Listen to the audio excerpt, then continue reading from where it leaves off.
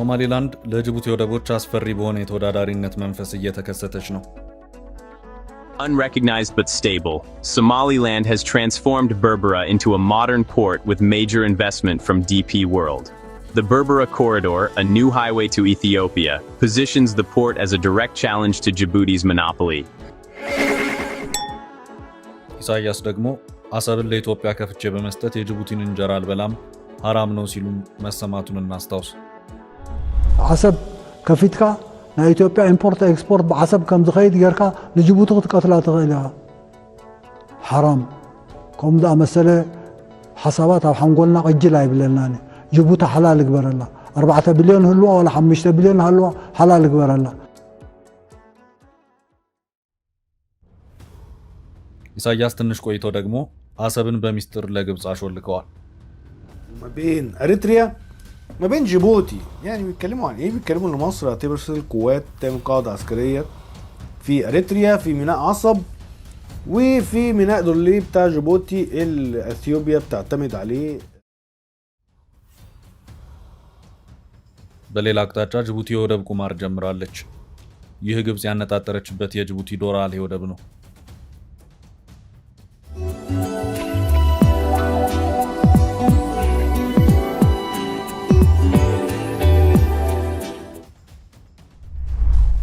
እነሆ አነጋጋሪው ቀይ ባህር ዛሬም በአዲስ መልኩ እያነጋገረ ነው።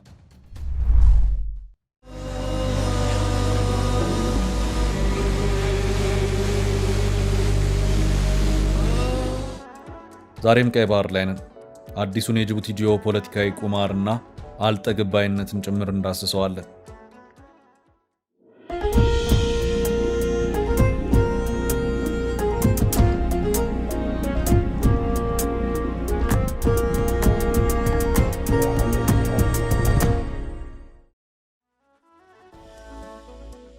ጅቡቲ ውስጡን የራሷን መንገድ እየተጓዘች ነው።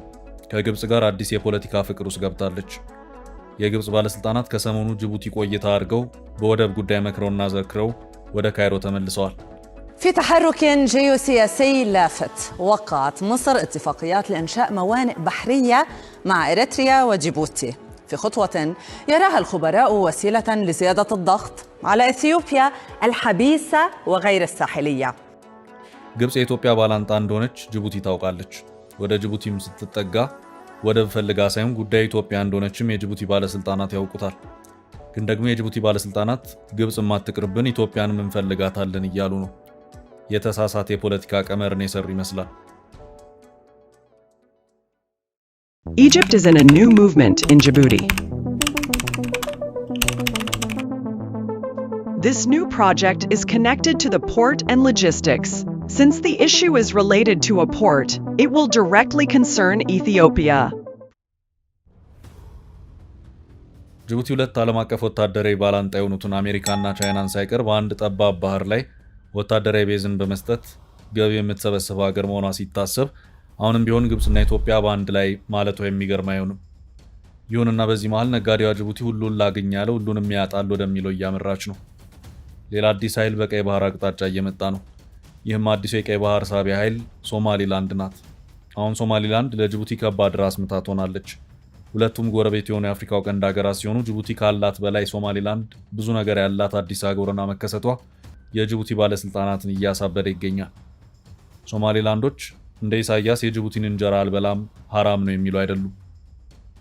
አሰብ ከፊትካ ና ኢትዮጵያ ኢምፖርት ኤክስፖርት በአሰብ ከም ዝኸይድ ገርካ ለጅቡቲ ክትቀትላ ትኽእል ኢኻ ሐራም ከምዛ መሰለ ሓሳባት ኣብ ሓንጎልና ቅጅል ኣይብለናኒ ጅቡቲ ሓላል ግበረላ 4 ቢልዮን ህልዋ ወላ 5 ቢልዮን ህልዋ ሓላል ግበረላ።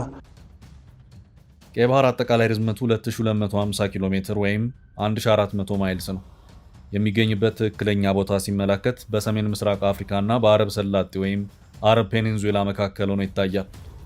በሰሜን ምስራቅ አፍሪካ የሚገኙት ሀገራት በአንድ አቅጣጫ ቀይ ባህርን ሲያዋስኑ፣ በአረብ ሰላጤ በኩል ደግሞ የመካከለኛው ምስራቅ ሀገራት ያዋስኑታል።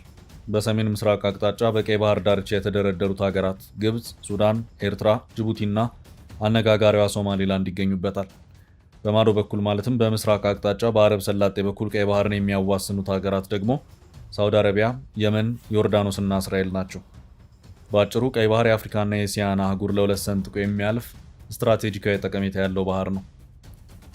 ባለው የተዘረጋበት ርዝመት ሲታይ በሰሜን አቅጣጫ በግብፁ ስዊዝ ቦይ ወይም ስዊዝ ካናል በኩል ሰሜን አፍሪካና ደቡብ አውሮፓን ለሁለት ከሚከፍለው የሜዲትራኒያን ባህር ጋር ሲገናኝ፣ በደቡብ አቅጣጫ ደግሞ ከህንድ ውቅያኖስ ጋር ይገናኛል። ቀይ ባህር በስፋቱ ሲታይ በአንዳንድ ቦታዎች ላይ ይጠባል፣ በሌሎች አቅጣጫዎች ደግሞ የሚሰፋበት ሁኔታ አለ። ቀይ ባህር ሰፊ ነው የሚባለው በሳውዲና ኤርትራ መካከል ያለው የማዶ ለማዶ ርቀት ነው። በዚሁ ሰፊ ርቀት ነጥብ ላይ 355 ኪሎ ሜትር ስፋት አለው። የቀይ ባህር የማዶና ማዶ ርቀቱ ሲለካ እጅግ በጣም ጠባብ የሚባለው ርቀት የሚገኘው ጅቡቲ ላይ ነው። ይህ ስፍራ ባቤል መንዳብ በመባል ይታወቃል። This strait is called the Bab el-Mandab, meaning the Gate of Tears. Vessels have to go through the passage to get to the Suez Canal, which handles about 12% of world trade and is a major maritime choke point. በተወሰነ ደረጃ የአሰብ ኤርትራ ክፍልንም ጭምር ያካትታል። ከማዶ በሌላኛው አቅጣጫ ያለችው የመን በቀይ ባህር አቅጣጫ ከጅቡቲ ያላት ርቀት ሲለካ 32 ኪሎ ሜትር ብቻ ነው። የአንድ ታክሲ መንገድ እንደማለት ነው። እንግዲህ ይህ እጅግ ወሳኙ የቀይ ባህር ጠባቡ ክፍል ነው ባቤል መንደብ በመባል የሚታወቀው። ሀያላኑ ሀገራት ጅቡቲን ለጦር ቤዝነት የመረጡበት እጅግ ወሳኙ ምክንያትም ጅቡቲ ያለችበት ባቤል መንደብ በመባል የሚታወቀው የቀይ ባህር ጠባቡ ክፍል ወሳኙ ስትራቴጂካዊ ጠቀሜታ ያለው በመሆኑ ነው። በዚህ ቦታ አሜሪካ፣ ፈረንሳይ፣ ቻይና እና ጃፓን የጦር ቤዝ አላቸው። ለጦር ቤዝ ኪራይም ለጅቡቲም ረብጣ ዶላርን ይከፍላሉ። በዚያው አቅጣጫ በጠባቡ ባቤል መንደብ ቦታ በተወሰነ ደረጃ ጅቡቲን የሚጋሩት ኤርትራና ሶማሊላንድ ናቸው። ኤርትራ በአሰብ አቅጣጫ፣ ሶማሊላንድ ደግሞ በገልፍ ኦፍ ኤደን አቅጣጫ ይህንኑ ጠባቡን ባቤል መንደብ ወሽመጥ ከጅቡቲ ጋር ይጋራሉ። ይሁንና ኢሳያስ ለውጭ ኃይሎች ወታደራዊ ቤዝን አልሰጥም የሚል አቋም ስላላቸው የአሰብ ወደብ ዙሪያ ከጅቡቲ ባቤል መንደብ ወሽመጥ ጋር ተመሳሳይ ስትራቴጂካዊ ጠቀሜታ ቢኖረውም ለውጭ ኃይሎች ወታደራዊ አገልግሎት ጥቅም ላይ ያለበት ሁኔታ አልታየም። የየመንን የእርስ በእርስ ጦርነት ተከትሎ ሳውዲ የአካባቢውን ሀገራት በማስተባበር በየመን ተዋጊዎች ላይ ጥቃት ስትከፍት ኢሳያስ በዚህ አቅጣጫ ያለው የኤርትራ የአየርና የባህር ክፍል ለተባበረው ጦር ክፍት እንዲሆን የፈቀዱበት አንድ አጋጣሚ የነበረ መሆኑ የሚታወስ ነው።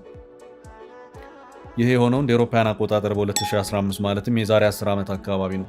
ከዚያ በኋላም የተባበሩት አረብ ኤምሬትስ ከኤርትራ ጋር በመግባባት በአካባቢው ወታደራዊ ቤዝን ያቋቋመችበት ሁኔታ ቢኖርም በመሃል በሁለቱ ሀገራት መካከል በተፈጠረው ምንነቱ ግልጽ ያልሆነ ፖለቲካዊ መቀያየም የተባበሩት አረብ ኤምሬት አሰብ አካባቢ ያላትን ወታደራዊ ቤዝ በአፋጣኝ ነቃቅላ የወጣችበት ሁኔታ ታይቷል። ከሰሞኑ እንደሚሰማው ከሆነ ደግሞ ግብፅ በአዲስ መልኩ አካባቢውን ለመረከብ ላይታች ማለት ጀምራለች። በሌላ አቅጣጫ ሶማሌላንድ ሀገር አለመሆኗና የየትኛውንም ሀገር ሀገራዊ ዕውቅናን አለማግኘቷ በእሱ አቅጣጫ የሚገኘውን እጅግ ወሳኙን የባቤል መንደብ ስትራቴጂክ የቀይ ባህር ክፍል ለወታደራዊ ቤዝነት በሚውል መልኩ ለገበያ ማቅረብ እንዳትችል አድርጓታል። ይህም በመሆኑ ጅቡቲ በዚች እጅግ ጠባብ በሆነች የባቤል መንደብ የቀይ ባህር ወሽመጥ ሀያላኑን እያጋፋች ዶላሯን በማምረት ላይ ትገኛለች። በዚህ መሃል ከፊል የባቤል መንደብ የቀይ ባህር ክፍል ተጋሪ የሆነችው ሶማሌላንድ ሀገር ነሽ በሚል ለመጀመሪያ ጊዜ በእስራኤል በኩል ዕውቅና ሲሰጣት ጅቡቲን ክፉኛ አስደንግጧል። ሶማሌላንድ በእስራኤል የዕውቅና መንገድ የበርካታ ሀገራትን ዕውቅና አገኘች ማለት በሌላ አነጋገር ከብዙ የራሷን ባቤል መንደብ ክፍል ለወታደራዊ ቤዝነት ማከራየቱ አይቀርም። ይህ ማለት በአጭሩ በዚህ ወሽመጥ ላይ አዲስ የገበያ ተቀናቃኝ ተፈጠረ ማለት ነው። ለዚያም ነበር እስራኤል ለሶማሌላንድ ዕውቅና ሰጠች ሲባል ጅቡቲ ተሽቀዳድማ ምን ሲደረግ በማለት ያወገዘችው። ያ ሁሉም የሚንቀሳቀሰው የራሱን ጥቅም አስልቶ በመሆኑ ከእስራኤል የሶማሌላንድ ዕውቅና ጋር በተያያዘ ጅቡቲ ከሰሞኑ ስትንገበገብና ስትንተከተክ ከርማለች። ይህ አንደኛው ምክንያት ነው።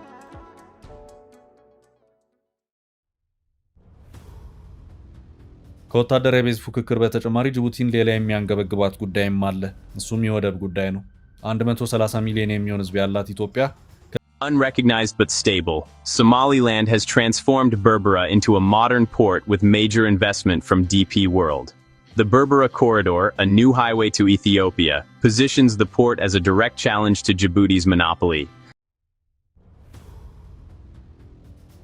እናም የሶማሊላንድ የሀገራትን ዕውቅና እያገኙ ሀገር ለመሆን የመንቀሳቀሱ ሂደት ጅቡቲን ሰላም የነሳት ሶማሊላንድ ከቀይ ባህር ጋር በተያያዘ ያላት ስትራቴጂካዊ ጠቀሜታ ላይ የምትገኝ መሆኗ ነው። አሁን ለሶማሊላንድ ሀገራዊ ዕውቅናን ያጎናጸፈችው እስራኤል በሶማሊላንድ ላይ ወታደራዊ ቤዝን መመስረቱ የሚቀረው ነው አይታይም። አንዳንዶች እንደውም ምናችሁ ሞኝ ነው፣ እስራኤል በበርበራ ወደብ ኤርፖርት ላይ ግዙፍ ወታደራዊ ቤዝን ገንብታለች እያሉም ይገኛሉ። ሌላው ቀርቶ ሀገራዊ እውቅናውን ለሶማሌላንድ ለመስጠት አልሯሯጥም፣ ሶማሌላንድን በተመለከተ ቀደም ሲል የነበረኝ ፖሊሲ ባለበት ይቀጥላል ያለችው አሜሪካ ሳትቀር በሶማሌላንድ የባህር ዳርቻ ወታደራዊ ቤዝን ለማቋቋም የጥናትና የፍተሻ ስራዎችን መስራት ጀምራለች የሚሉ መረጃዎችም ቀደም ባሉት ጊዜያት ተከታትሎ ሲወጡ ታይተዋል። የተወሰነ የአሜሪካ ጦርም በርበራ ላይ ታይቷል። የትራምፕ አስተዳደር ከሶማሌላንድ ጋር ሚስጥራዊ ግንኙነቶችን ማድረግ ከጀመረ ዋላ ደር ብሏል። ሁሉም ነገር በአደባባይ አይነገርም። እስራኤልም በድንገት ለሶማሌላንድ ሀገራዊ እውቅናን የሰጠችው ውስጡን ስትሰራ ከርማ ነው።